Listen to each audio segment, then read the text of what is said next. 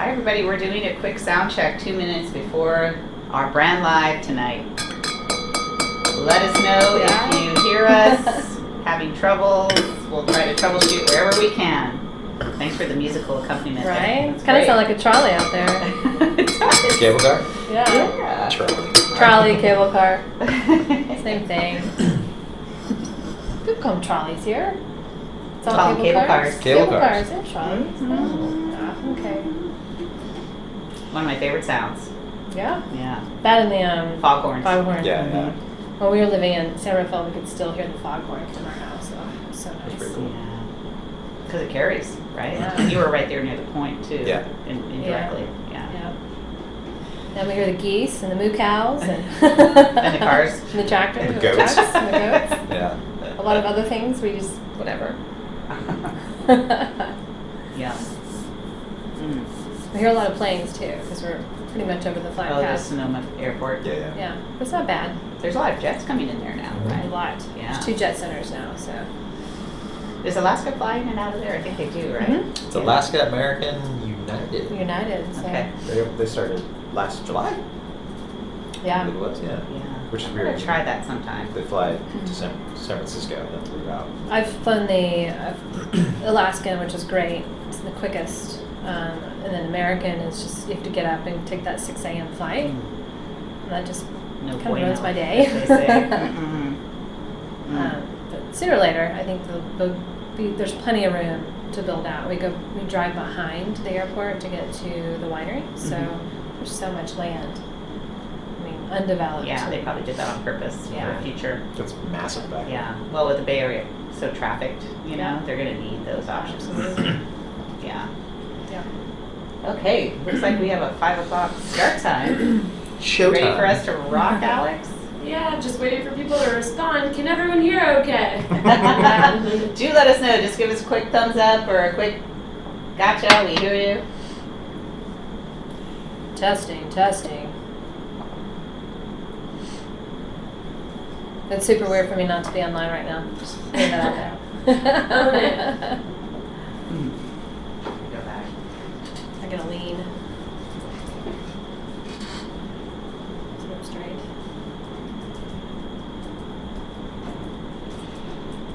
What about that? Cheeseburger? Cheeseburger. Always food. Okay. We're good. We got it good? All right, cool. Okay. Hello. Hi, everybody. Welcome to Brand Live with Charles Communications. And tonight, our very special guest, the Smith Story Wines. We're really thrilled to have our friends first and now clients, which is the best possible combination you could ask for. People that you really admire, respect, love to work with. Obviously, it goes without saying, have fantastic wines that you're going to hear a lot about tonight.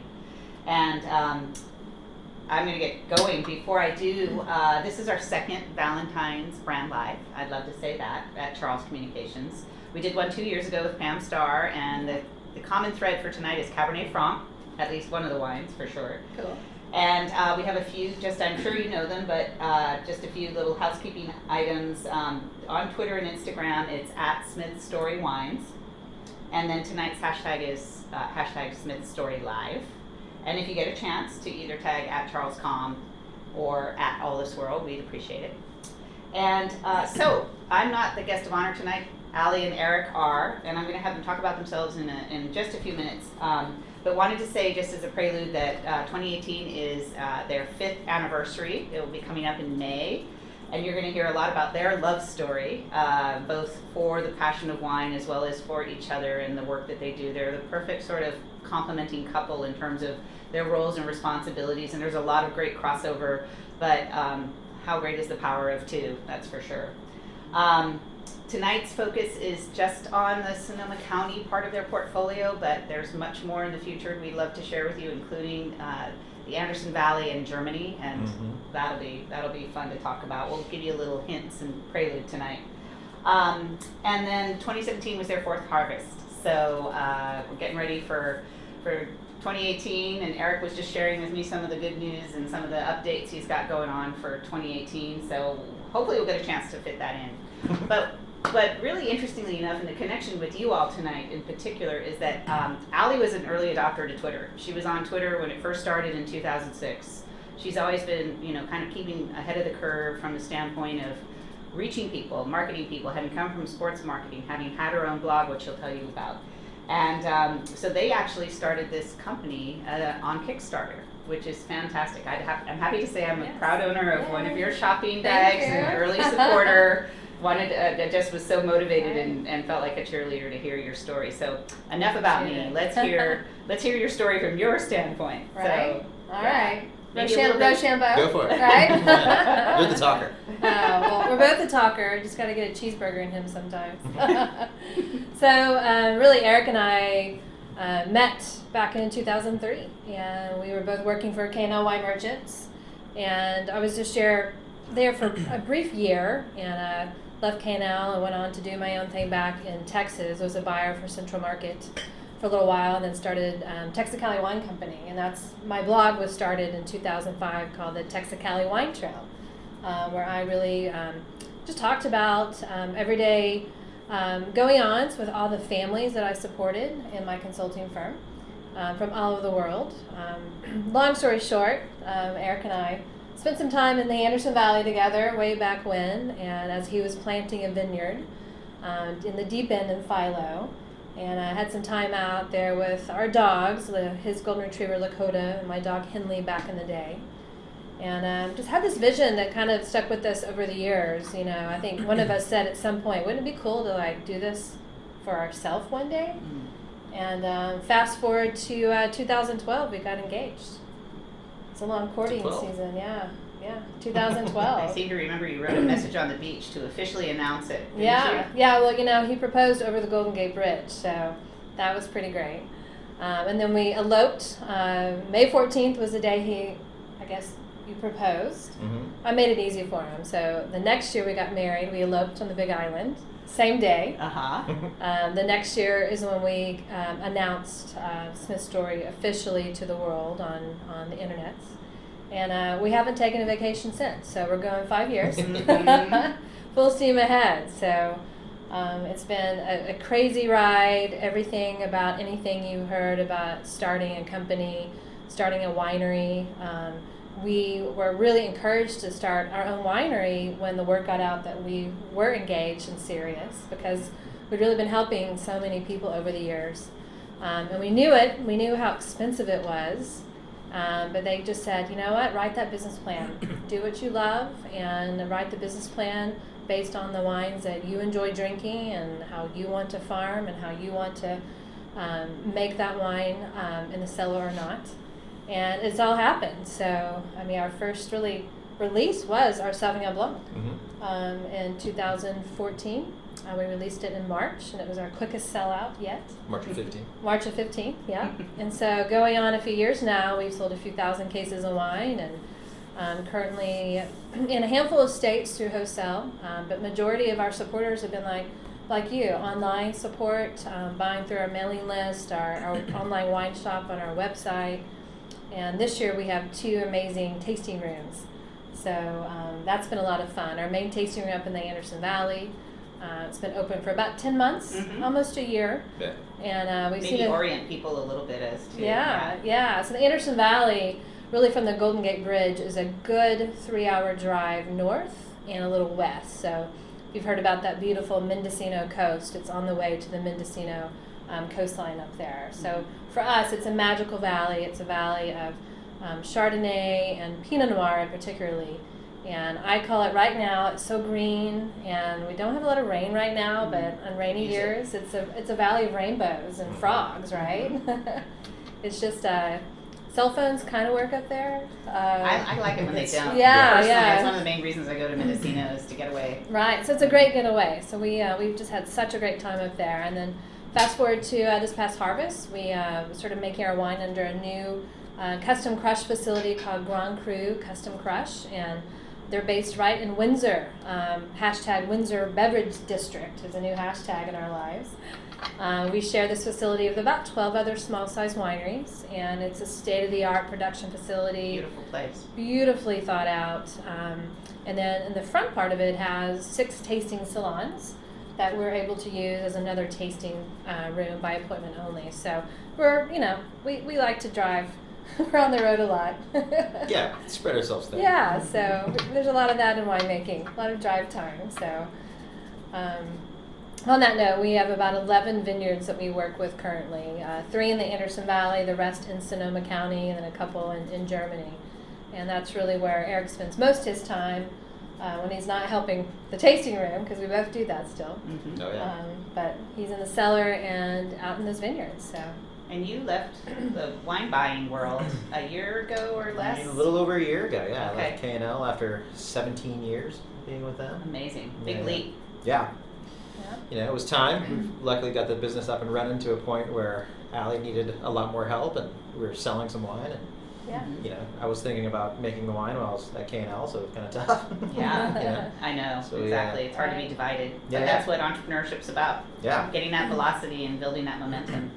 Absolutely. Well, I know some people are starting to taste the first wine, so maybe we can talk a little bit about that. And Eric, maybe talk too about your passions within the world of wine, especially from your buying experience. Yeah, so through K&L, I was one of their import buyers, where I managed the Loire Valley, Alsace, Germany, Austria, Greece, Eastern Europe portfolios for the company.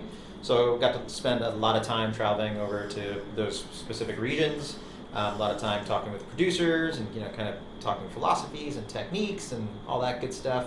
And I just really kind of fell in love with that style, if you will, of winemaking, a little bit more strength, a little bit brighter kind of thing, really trying to bring the focus of the vineyard into the bottle sort. Our whole thing is we want more work in the vineyards and kind of less winemaking in the cellar, if you will.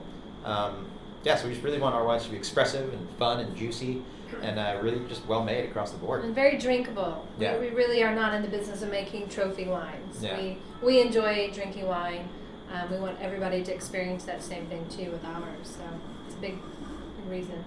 Could you mention a little bit about the Knights Valley expression in this wine, 60%? Yeah, so the Sauvignon Blanc, which is in your glass, I'm guessing, if you haven't consumed it already, We're already getting tasting Right. notes from Yeah. folks. is coming from 2 areas in Sonoma Mountain and Knights Valley. So the Knights Valley, for me, where you have a lot of deep, rich volcanic soils, really adds a little bit more of that texture and depth to the wine. And then the Sonoma Mountain side, which is a really cool, special, unique, steep amphitheater vineyard. Much cooler little site. There's actually quite a bit of crushed limestone in there, so that kind of brings a little bit more lift and a little bit more of that sharper aromatic. And I really love the two, how they combine within each other. Yeah. Allie and I, going into making Sauvignon Blanc, tasted a lot of California Sauvignon Blanc to see kind of what was out there. And generally speaking, we kind of found Sauvignon Blanc sits on 2 ends of the spectrum, kind of a little thin, a little grassy, maybe a little not enough going on in it, or too big, too rich, trying to get into that Chardonnay game. Yeah. Having consumed a lot of Sancerre and Pouilly Fumé and Loire Valley Sauvignon Blancs, it kind of hit us that for us and our style, we like the Sauvignon Blanc kind of right in the middle. We want that depth and texture to it, but we still want that minerality and brightness to it as well. So all stainless steel on this. 100% stainless, yeah. We hand sort everything, whites, reds, everything goes through our nitpicking process. And then we just whole cluster press in a bladder press. Really simple style, just press off, let it sit overnight, rack off the next morning, let fermentation start spontaneous, and just let it roll. And then we let it sit on its lees for a little bit longer time. So we're actually going to be bottling the 2017 2 weeks from yesterday. So It smells so good. I just want to dab a little behind my ears. Oh yes, I'm with you. Absolutely. Seems like we've got some good questions to respond to. So we're gonna We We're do. gonna filter those, as they say in the wine business. Okay. So Michael Servan from Santa Barbara, he says the Sauvignon Blanc has a light acidity, but also a creamy viscosity. To what do you attribute the viscosity to? that's more than the Knights Valley Yep. end of it, and also that extended lees contact as well. We usually will rack it off the heavy lees if they're not smelling or tasting really well. But if they're tasting fantastic, which in this vintage they were, we just let them sit on the heavy lees. So that adds a little bit more texture to it. Yep. And then Randy Fuller from LA wants to know specifically which Sonoma vineyards produce the grapes for the Sauvignon Blanc. The Sonoma vineyard, so the Sonoma mountain site was called Alta Ridge. It was just purchased a little over a year ago. A little bit over by a year ago. new They're owner. not big name vineyards. Yeah, but they're definitely small small little farms. names, which is now called Pegasus Vineyard. He likes to Which- barbecue. Yeah, he loves whole We love hog him. barbecuing. And then the other little vineyard is a little 2-acre vineyard in Knights Valley. It's the Tognazini family, and Yeah. they actually don't have a proper name for it, so we just call it the Zini.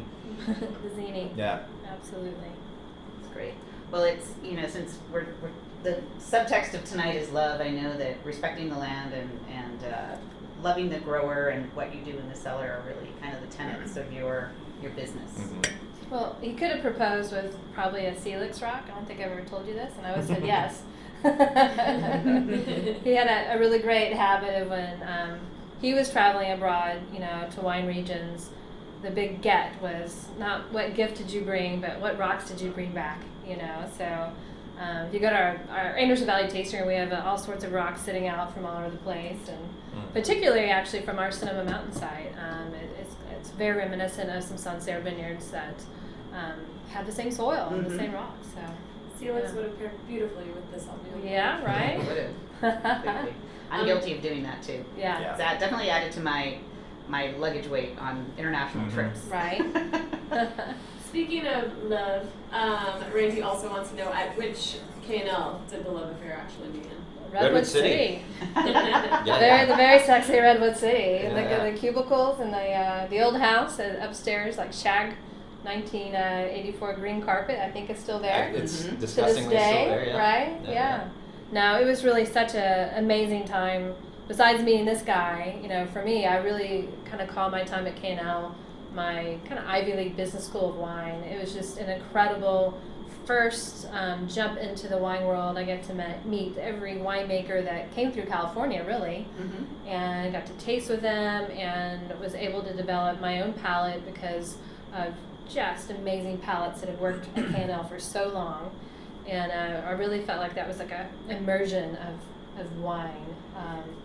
And then, just being able to be in that environment and really learn wine by learning and not just reading, if that makes sense. Exactly. So, Yeah. You're a native of Texas originally, I and am. you had your own blog, Texicali Alley, for a yeah, while. Texicali Wine Trail, Yeah. And talk a little bit Yeah. about the connection for you between Texas and California. Yeah, so it's interesting. I grew up in Texas. I went to Baylor. I'm one of 2 people I know that are in the wine business, maybe a few more from Baylor. But after college, I just discovered wine really more from of course, I loved the taste of it, but I was super curious about the history, about the geography, about everything. I found myself, instead of going to the record store in the afternoon on Saturday, going to a wine shop and pestering, that person in the wine shop about the wines and reading the back labels. So there's definitely a point in my career that I almost accepted a job with the Cartoon Network in Manhattan, but decided to move west because of the wine country. And that was in 2000, and it really wasn't until 2003 that I had a jumping off point. So my last real job was 2003. Yeah. So, and then since then, I've put myself in every part of that supply chain to learn this business. And then Texas, what a great market to live and thrive and talk about wine. I mean, the growth there from a just consumer standpoint, and the curiosity there, Enthusiasm, too. Yeah, just a really sound group of wine pros there too that continue just to raise the bar, I think, overall for our industry. Yeah, we've So. got Michelle Williams in our audience tonight.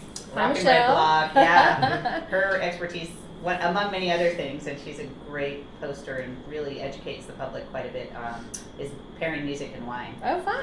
So, yeah, absolutely. You guys have a song that you think might go, or an artist that you think would go with the Sauvignon Blanc? Oh man, well, it's my favorite child, and right now Leon Bridges totally comes to mind. Ah. He's a Fort Worth boy, and we just had I guess our True Love brunch at the winery on Sunday, and we had a really fun playlist going, and a little bit of that on there. So I don't know. What do you think? California boy. I've got Lyle Lovett stuck in my head. Oh yeah, we saw Lyle I last saw Lyle week. the other day, so. Yeah, and Robert Earl. So yeah, it was pretty great. They played the Luther Burbank Center right in Santa Rosa where we live. So first time I went to a Lyle Lovett concert or Robert Earl King and had hot tea though.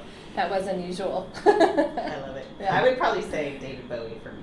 I Yeah? don't know why, Yeah? but I feel like it's elegant, lean, long, little quirky, Yeah. definitely a little European, but sort of appealing to everyone. I like that. Yeah. I like that. Yeah, thank as well. you. Yeah, sure. I'm sorry I didn't come up with the exact song, Michelle, but I'm not as good as you are. Right? Yeah. Well, let's move on to the second wine. Yeah, the second one, Mhm. our newest little baby. Yeah. Just released this officially on this past Sunday with the No. party. Oh, which one are we tasting? The Sorry. Thorn Ridge. Yeah. Oh, the Thorn Thorn Ridge. Ridge. Yes. Mhm. Yeah. 2015 Thorn Ridge Sonoma Coast Pinot. A tiny little vineyard owned by the Klopp family, Yep. who originally planted it, I believe, as well. Originally planted, they also had Klopp Vineyards. Yep. Yeah. Really, really special little site. True Sonoma Coast vineyard, west of Sebastopol, basically the last rolling hill before you get to the coastal range. So it definitely gets that really cool influence of the night. Fog Mhm. comes in. You have to be careful to try this because the fog does roll in there. So sometimes that's, we got to keep an eye on that. But Val uses her hair dryers. No, I'm teasing. Yeah, I'm I don't go teasing. those days. Sorry. I have big hair, totally big hair. small little production on this one. We eked out 63 cases to be exact on this one. So Mhm. small production for us on this. Again, winemaking pretty basic. We destem this one, so it's whole berry fermentation in stainless steel jacketed open top fermenters. Usually takes about 3 weeks to get through this fermentation and maceration process. Press off, goes to barrel. It's about 25% new, all French Burgundy on this. Everything else is used Burgundy. And then we age it for about 18 months. At 18 months. So you've got 2 clones going on in here. Pomard and 777, is that And right? 3, I think. 3 in the Six for is- 15, yeah. Yeah. Okay. Yeah. Yeah. 2 in the 6 and 7, 14. yeah. Yeah. Got it. Yeah. So what's the third one in here? We got the Pomard 667 and 777. Mhm. Yeah. It's gorgeous. I mean, it's, we keep coming back to this. We started opening and really tasting it a few months ago, and we just couldn't hold on to it any longer. We had to share this with others, right? Well, that's what I love about your approach is that you're very personal and it's really informed, but at the same time you're constantly tasting wines of others. Yeah. And I love that hashtag that you have. Do you use it both on Twitter and Instagram, or is it just in Mostly on Instagram? Instagram. Yeah, I have a hashtag that says hashtag when we drink other things. So it kind of gives you a window of other wines that we're tasting, drinking, inspired by. In fact, in our tasting room, there's a whole wall. You don't see our Smith Story wines. No. You see It's your, empty wall of bottles. fame. Yes, The wall of our, inspiration. Our inspiration wall, and just incredible memories. I think our oldest bottle is maybe the 60s. But really some kind of our greatest hits memory-wise Yeah. of some significant bottles, whether they've been the best bottles, maybe not, but maybe it's the person who gave them to us. Rudy Wiest, who's an incredible importer, gave us some 3 liters for our engagement and for our wedding. So I think Make sure there's you one tell them it's your bottle. 5th anniversary. I know. Yeah, why not? We are down one of them. Well, the best thing about that, besides the wine, that he hand wrote the most beautiful letter both times to us, and talked about how his love affair was with his own wife. So it's just really touching.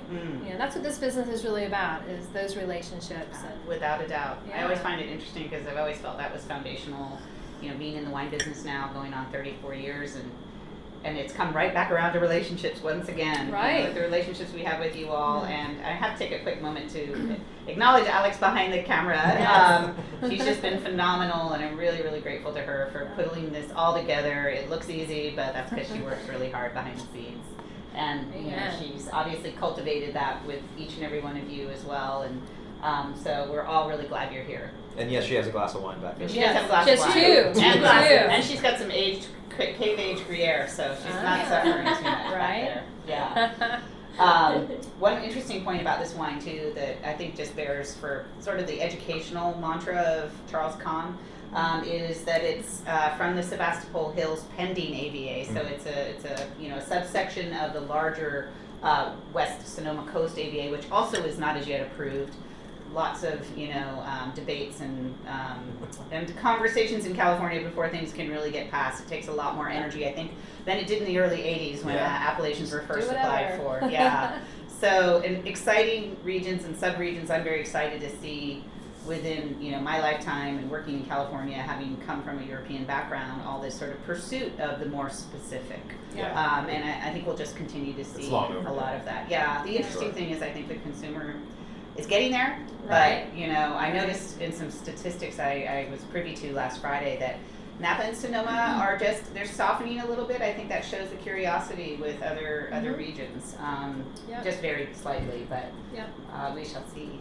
Well, I know that our #1 visitor outside of San Francisco proper to the Anderson Valley, which is not easy to get to, was folks that live in the Napa Valley.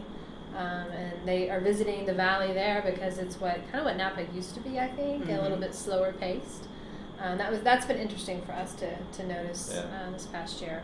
And guests that are flying in and going to Sonoma, Napa, and seeing us in the Anderson Valley. Yeah. So. Yeah, it's almost incumbent upon all of us as communicators to refresh for people. I know Allie she's pretty much a great comic she's got a drive with, and she's constantly mentioning how many people don't realize where exactly the valleys are or where they're situated in relationship to that. So I think for all of us there's that opportunity. I mean, it seems very basic, but orientation is and really we've got a good. map in the works, at least for all of our vineyard locations, that soon to be online. So long time coming. Mm-hmm. We're big map people. We cannot believe we don't have a map. So Good maps are hard to come by. Yes. They are, that's for sure. It's coming. So Alex, did we have any questions on the Thornbridge? Actually, more kind of comments right now. Okay. So far, Be gentle. be kind. Michael Sturman had a really interesting comment that I loved. He said, "I gotta say, as a wine buyer, in addition to being a wine writer, I find the labels to be clean, precise, and something that holds its ground on a shelf." Thank thank you. That was the you. most nerve-wracking part, I think. was I mean, naming designing the it, label. right. But we knew that we wanted to make something classic, because when we look at the classic wines from here and even from France, Germany, the labels haven't really changed over the years.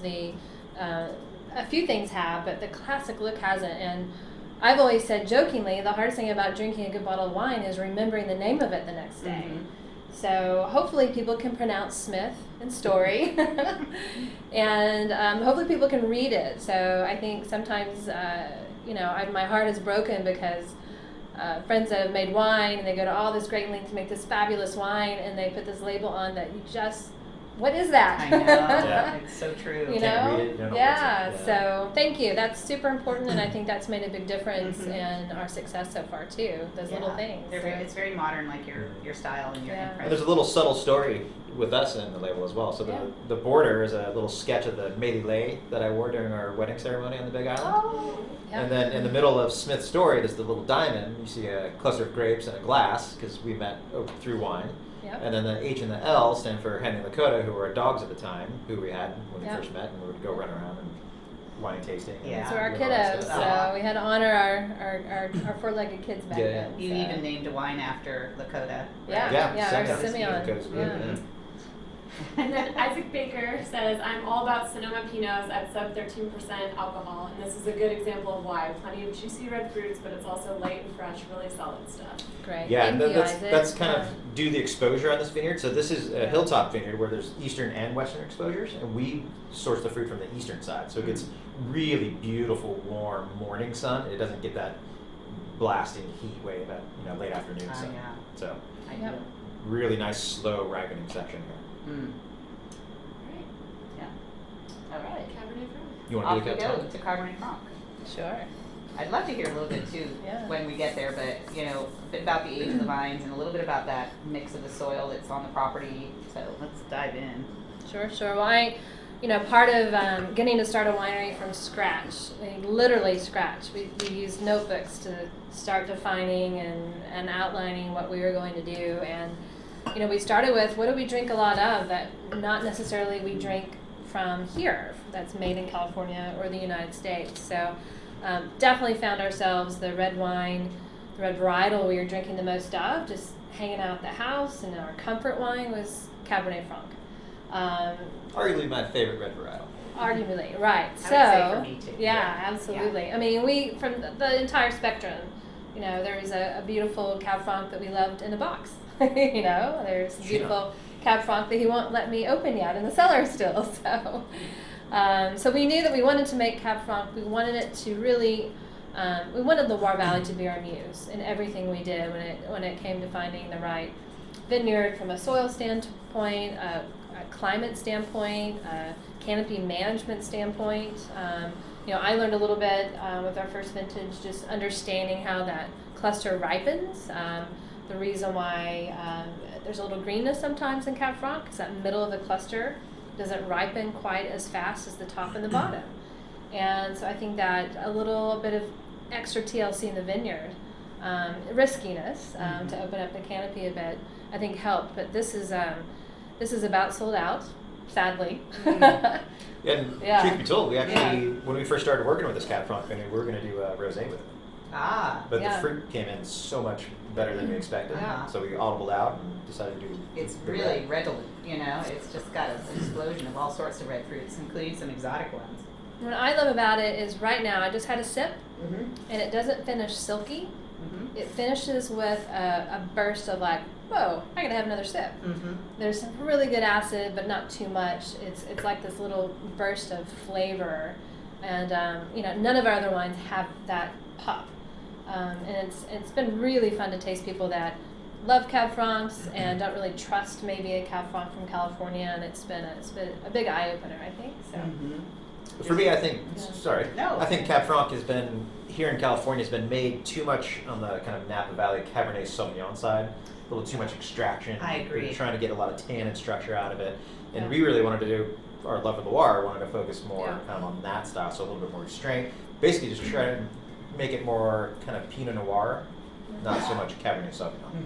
So, you know, a little bit lighter, because Cabernet Franc for me has a really beautiful, juicy, inherent acidity to it. Really elegant middle fruit. So really just wanted to stretch that out. Who were some of your favorite producers in the Loire, since that obviously informed style here? Wow, we're in the stars. Yes. Love that place. But You say, because I can pronounce half of it. Arnaud Lambert. Thanks, Texas. Arnaud Lambert, who does Chateau de Berzay. Yeah. Killer stuff. He's in Saumur area.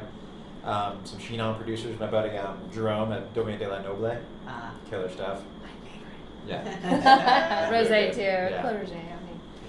It's just fun walking the vineyards with these guys and going through the cellar. And, you know, I wouldn't, you know, I'd go to Taste for K&L, of course, and that's supposed to be in and out there in 45 minutes to the next one. But you know, I'd either go back later in the afternoon and we'd spend 3-4 hours together walking through and tasting and talking. So.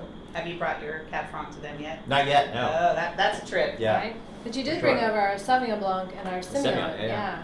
There was a producer I used to work with, Joe Piton, in Sauvignon, and I helped him with this Texas market for a while. And next thing I know, years later, Eric's standing with Joe in Sauvignon holding a bottle of, I think it was our Sauvignon Blanc that you'd taken over. Semillon. Yeah. And so we kind of had this running joke. I would love to do a Sauvignon.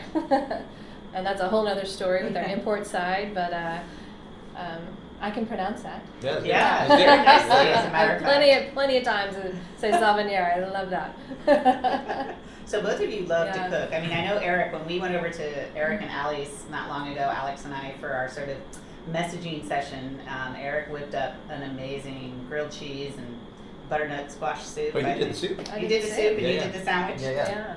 I just love it. Yeah. We're eaters. Yeah. We're Yeah, eaters. I mean, what would you have with this Cab Franc, do you think? Man. This is a killer. This goes so well with so much. I mean, you could literally do salmon with this. You can do, hearty stews, red meat kind of thing. I'm a big pork guy. Yeah. So a nice pork chop with this is great. Well, I'm immediately go to Liberty Duck. I think those ducks are just amazing with this.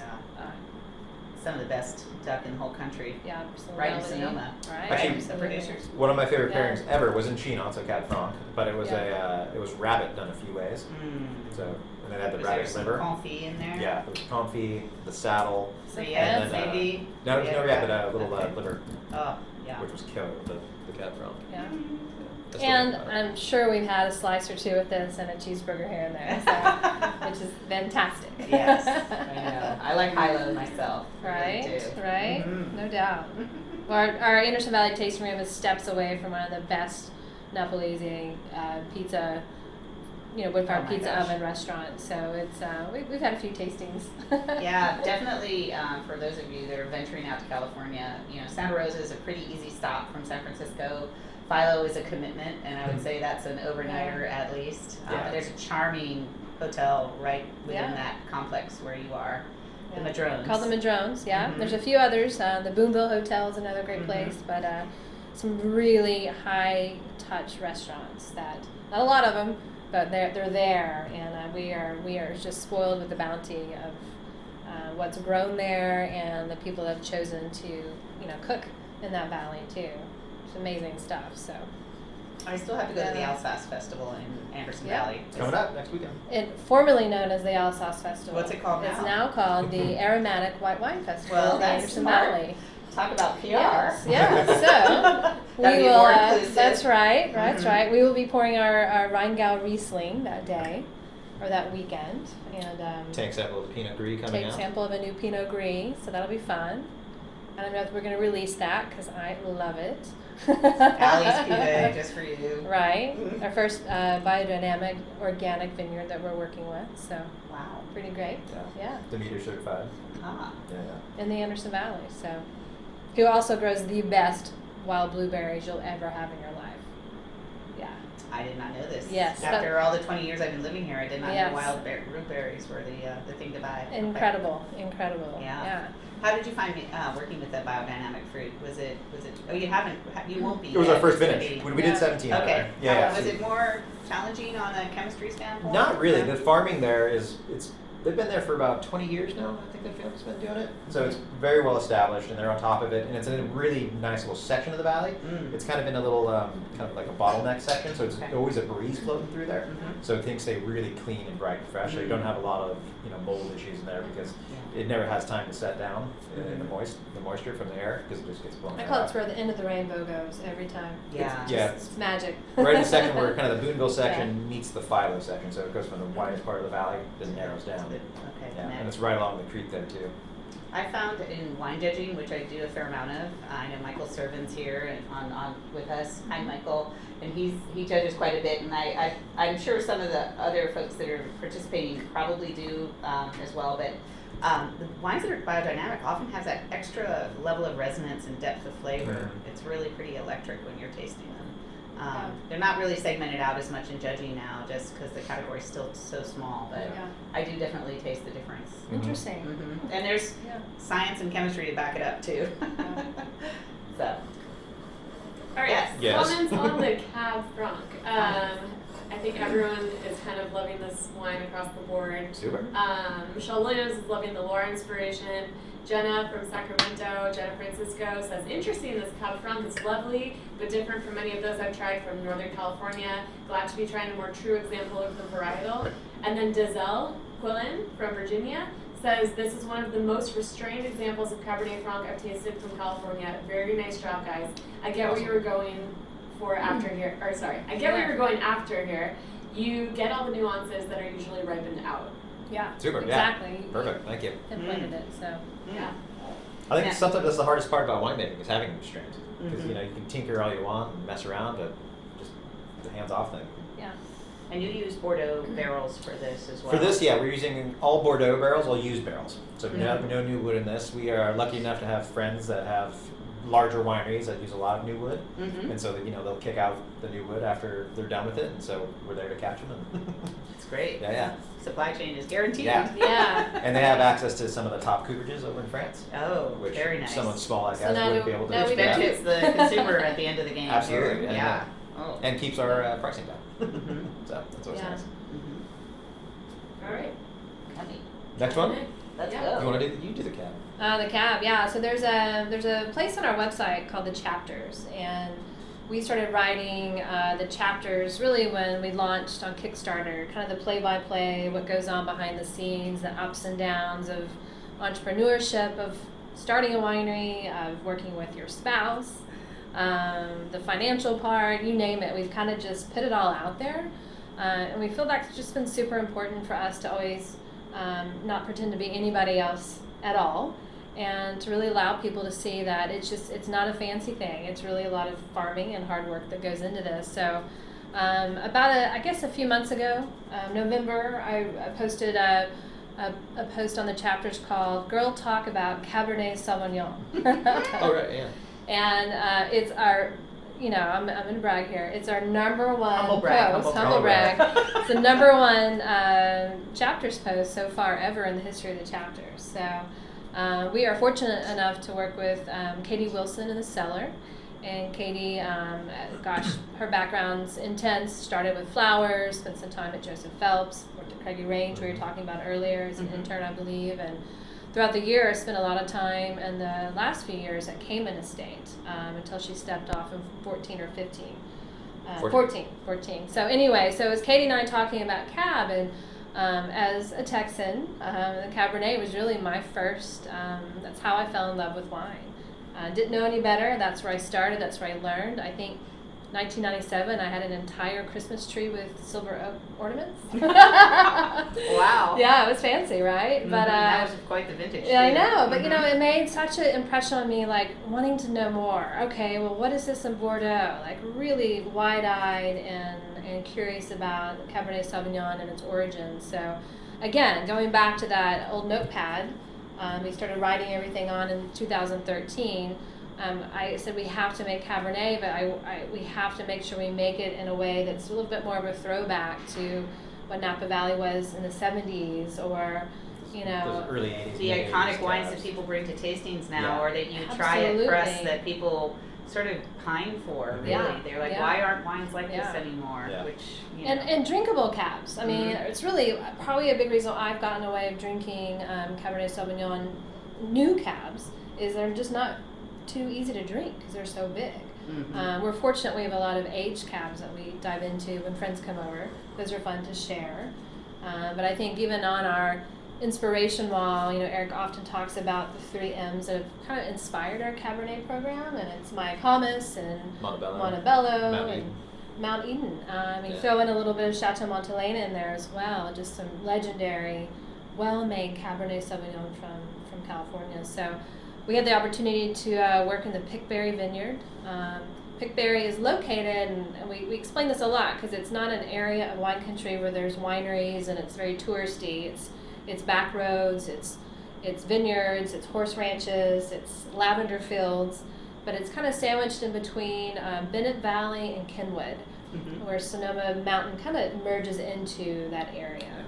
And really hillside, and just a beautiful, beautiful piece of property, and farmed by some of the sweetest people we know, for sure. So this is our very first vintage, 2015, as a splash of Merlot, about 10-12%. 12 to be exact. I go with 10. Yeah. Easier number. A little bit of Merlot in there, but we don't have a recipe for blending a Merlot in. We might not blend it in, just depending Yeah. how it's going. I like the Merlot add to it. It just adds a little bit more texture, I think. But we want to keep it Cabernet. You know, we want it to smell and taste like Cabernet.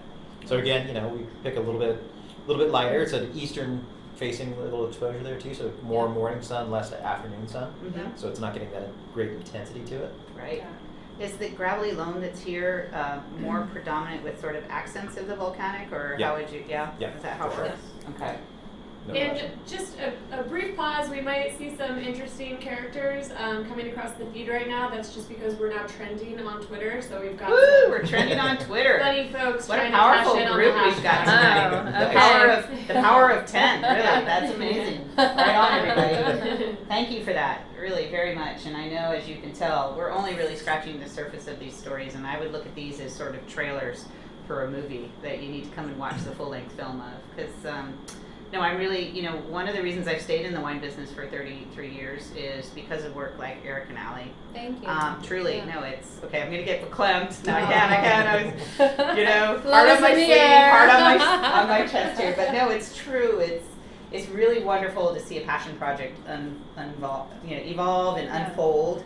And I know how much you care about every single drop in the bottle. And These you are know, our babies. You know? I get torn because I'm like, I want you to be even more successful. But the Right. question is, how do we define success? What is that Right. defined by, right? Yeah. And that's just making people happy. And Yeah, I mean, it's truly the art of patience Mhm. with what we've done, yeah. and it's a constant reminder. I mean, we often talk about how, you know, starting a winery has been the best thing we've ever done, but the hardest thing we've ever done. I know. And thank goodness we drink alike. Thank God. And he enjoys my singing in the car. He says so. Is that yeah, really yeah. No, I know he does. Because I sing that again, right? Yeah. Play it again, Sam. Right. No, we are pretty like-minded in where we want to be in this world, Yeah. and if we can, you know, I often say we're not saving lives making wine.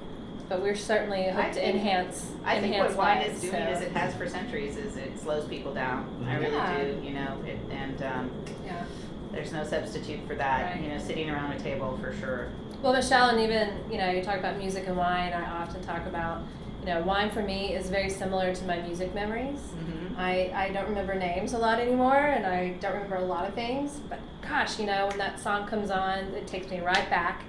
And I smell a wine when I walk in a barrel room. It takes me right back. Mm-hmm. I mean, every single time we go visit the national vineyard that we make Pinot from, it takes me right back to, you know, him cooking short ribs for 3 days straight and wouldn't let anybody touch them. Mm. You know, and playing. That's the secret. Yeah. The 1 day short ribs.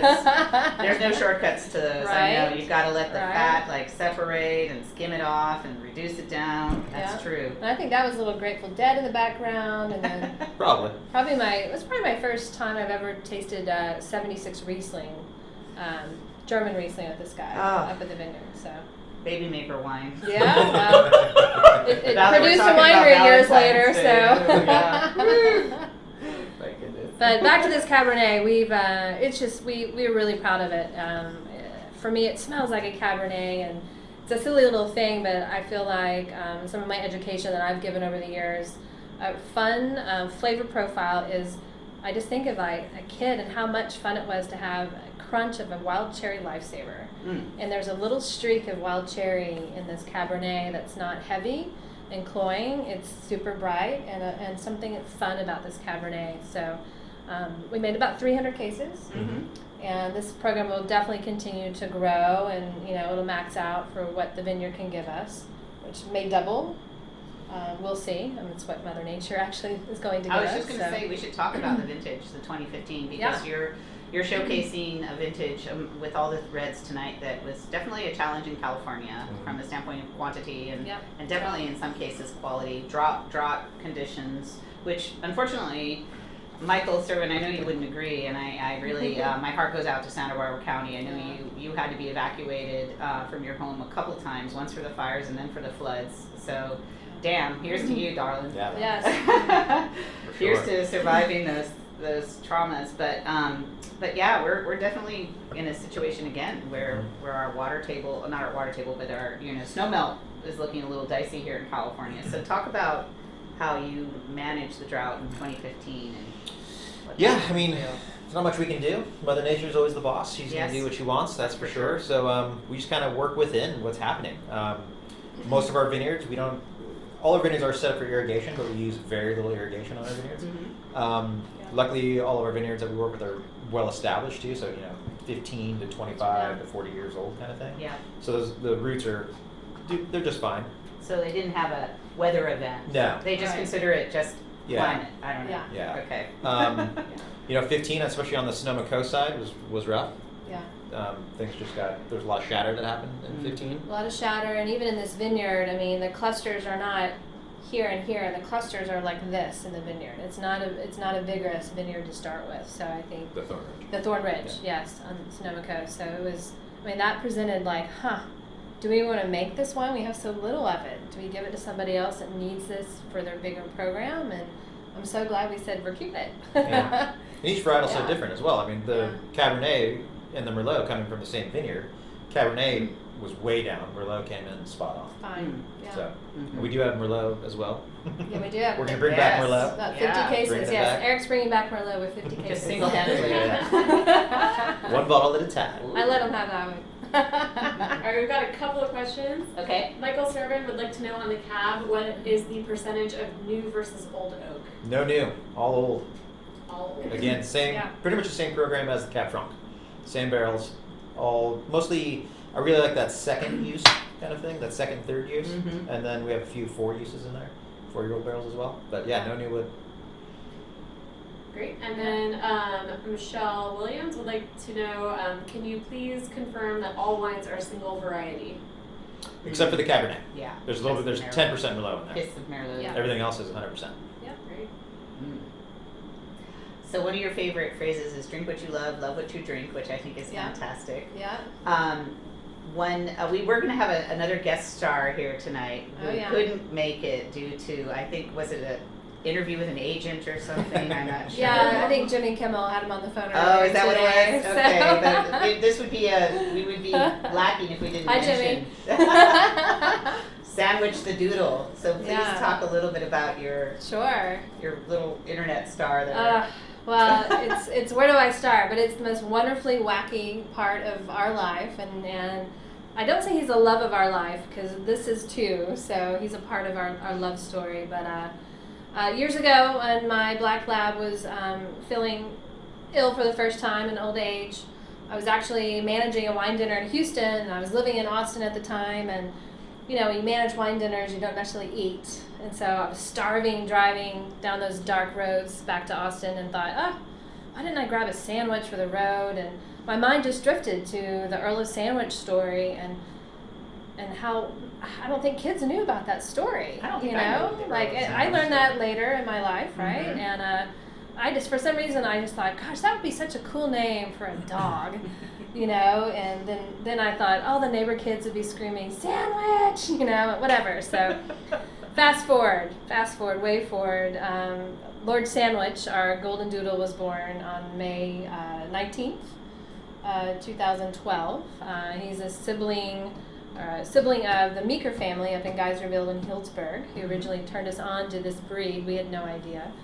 And then after our first harvest, I found myself not doing anything creative because it was spreadsheets and winery and driving a lot of places. So I thought, you know what, I'm going to start writing an Instagram profile, but in Sandwich's character and his voice. And since then, it's never broken character. Every post comes from Sandwich, of course.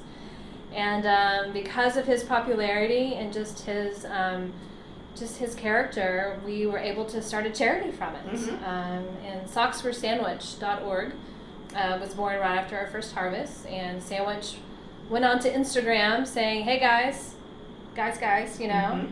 show me your socks. For every sock you show me on your paws, I will donate a new pair to a family or somebody in need of new socks. I've always been inspired by Tom's Shoes, and that's kind of what started our thinking about what can we do to give back. Tom's Shoes started with buy a pair, we give a pair away. And so it's kind of taken off its own. I could run that full time. But since then, we're right around 30,000 pair of new socks that we've received in donations from Amazing. all over the world. Super cool. We laser donate. We don't donate to big organizations. We find very specific needs, locally for sure, and then we have volunteer sock drawer captains that help us all over the world, and I'm not kidding, I believe it. with their local needs and sock drives. So it's about to take on a whole new level. Global giving this year is a big thing, and we're really focused on having Sandwich really inspire children and kids and teach them empathy and compassion and giving. And his hashtag is giving is fun. So of course all of Sandwich's friends started buying our wine, and they've become dear friends of ours. I mean, it's just crazy. I mean, Kickstarter, everybody that backed us, we consider dear friends now, and Yeah. Sandwich's friends, and it's just developed this whole beautiful world. So we developed a wine that helps spread the story of Socks for Sandwich, Lord Sandwich Red Table Wine. You can get it in the Alamo Victory movie Yeah. house, which Yeah. I'm sure, I know there's one in Dallas, and it started in Austin. Started in Austin, so the Right. Alamo Draft House, pours it in all the theaters. Here, it hasn't spread elsewhere, but I think in Dallas, Okay. probably our number one spot is Del Frisco's downtown. Pours Okay. it by the glass, so Mhm. it's not just a fun wine; it's a seriously fun wine. Yeah, it is. It's probably the hardest wine we make because we actually cast the net to our friends with older wineries, and we're able to do a barrel selection of almost ready-made wines. And it took us, 5 to 6 weeks, our first blending trial, to come up with exactly what was going in that bottle. So it's working. It's a fun wine. We're about to introduce the Lord Sandwich Blanc, a little nod to To the fur of Lord Sandwich. Yes, to the fro, and also to Loire Valley. The Loire Valley, Yeah. I was inspired It's by a blonde, Chardonnay. you know. Chardonnay. So Right. yeah, so you'll see. Everybody talks about how protastic he is. So. He But- is an incredible personality. Yeah. He's not always present at the tasting rooms because sometimes it doesn't permit it. But Right. Allison has told me that she has people who won't come unless they know Sandwich is going to be there, and Yeah. He's developed his own. He's already had a personality. Yeah. Boy, is he almost human. Well, if you're ever in a bad mood, I have to say, just search the hashtag sandwich night fever. Okay. And everybody online celebrated his birthday last year. It was pretty. It was pretty. Wow. And all of his buddies dressed up in leisure suits, and John Travolta. There's hilarious videos with Photoshop stuff, but Wow. it's been pretty great. It's the happiest part of our day for sure. Yeah. It's just amazing, and Wow. the little mark that hopefully we're being able to give back on this earth is just that giving is fun, and the fact we're tying wine in it. We didn't mean to do any of this. Well, the wine industry is such a generous industry. I mean, the last stats I saw were 150 million a year. The wine business, I don't know if it's a year. It might be over time, but wine business for sure has been well over 200 million by this point. And in giving. terms of just giving back, Absolutely. and product and time and Yep. and money. Yeah, it's important. I mean, we have the pleasure of making wine for a living, and it's so important, and it's fun too. I mean, the squirreliest person that can walk in, all grumple up this dragon, is being dragged in the tasting room by his wife or whatnot, and all of a sudden it's just the best day of that person's life. So it's super fun. And again, Well, it was an appropriate theme for today because Yeah. it's a program with heart, and we wanted to kind of translate the love of the wines and the love of giving back and just good companionship. Thank you. Yeah, we consider ourselves pretty lucky and loved to do this together for sure. Yeah. It's fun. Absolutely. We toasted to true love at the brunch on Sunday, and it's pretty fun to say that, Especially if you're watching Princess Bride and the way that the wedding ceremony is. Yeah. Love, true love. Love, true love. Marriage. Sorry, we're digressing. Denzel has a couple of questions. Yes, getting back to the serious sorry, side. we'll be serious. Well, not all serious. Okay. Yeah, of course. His first question is very serious. He said he tried to purchase Lord Sandwich wine last night. It was not available on the website. Will it be soon? And then he has a second question, which is equally important, Okay. which is, what is Eric's favorite Dead album? Oh, His is very creepy. No, that's Very terrible. funny. Oh, Yeah. interesting. And how can you go wrong with that one? Lord Chance should be on the website, and maybe a function of clicking something behind the scenes. So, if you go to the wine shop page, I think where you live might have something to do with it, from a shipping state. So we'll check into that. Okay. Yeah. Should be available. We have plenty of it. Yeah, but it may be a function of the back end blocking that shipping state for us to double check. So. The Dead Right. album, which one? I've been listening a lot of live lately. Okay. And now that I have Sirius, Mhm. I think they have a Grateful Dead channel. So. Well, if you ever come to California, Giselle, to visit, which I know you do, my neighbor across the street, his name is Dennis McNally, and he was the publicist for the Grateful Dead. Oh yeah. One day I saw him coming out around the corner from the little corner store with, of all things, Cherry Garcia. I'm Shut like, up. dude, really? That's But great. yeah, he said, I gotta say, it's delicious. But he's full of stories, and there's a couple of great books he's written about, music history and being part of the Dead in the 60s and 70s. So the formation and the establishment of them. So it's growing on me. I like it, but those are long form songs. Who has the time? I'm with you. I'm with you. For sure. Yeah. Very good. Are there any other sort of wrap up questions, Sally? Anything outstanding? There was a really great comment from Christopher Knoll, drink hacker, just here in Novato. He said, here's a passion project that turned out right. Now showing some amazing, beautifully elegant wines. And he says, check out Smith Story Wines, folks. Oh, thank you. Thank you. Awesome. We were a neighbor of yours. We lived in San Rafael for many years, so We miss it every time we drive through. we do. We miss Marin. We I miss know. Marin. Just And we love where we live now. we love where we live. Trust us. We live in a beautiful area, but I think I kind of just miss getting out to hike out of the back door. Well, you've got the coast so close to you now, though. Yeah, You yeah. can just shoot straight up the street. Absolutely. Yeah. Absolutely. Well, I wanted to toast the two of you and thank you for being so wonderful. Well, and- thanks for having Thank us. you. Oh, Yeah. absolutely. And thank you, everybody, too. Yeah, thank you so And much. Alex back there, Absolutely. too. Yes, and Alex. Yes. Woohoo! Who got engaged, by the way, if all of you did not know. But speaking of Oh. love, she was engaged in July Mm-hmm. on the beach in It Carlsbad. was not a Silex. She had a lot of rosé though. Oh, nice. And her Nice. future husband was dressed in his wetsuit from surfing, so he totally surprised her. The real deal. True story. Yeah. That's cool. Happy Valentine's Day, y'all. I'm gonna come say She's hi. got to come, Yes. and she's also Say going hi. wedding location hunting this There she weekend is. down in Mexico. So yeah, Super fun. stay tuned. She may not come back from Mexico. That's my feeling. You know, you guys just might become full-on beer drinking surfers down there. But you'll miss the wine, so you'll come back. Yeah. True story. True story. Story. You better. We'll find you. Thank you all so much for all your participation, for trending on Twitter. We wish you much love and joy every single day, not just Valentine's Day, and keep on rocking. Yeah, thank you Yeah. for the time. I know it's late for some of you back there, so really appreciate it. Yeah. Enjoy the wines. Yeah. Cheers. Cheers. Yay.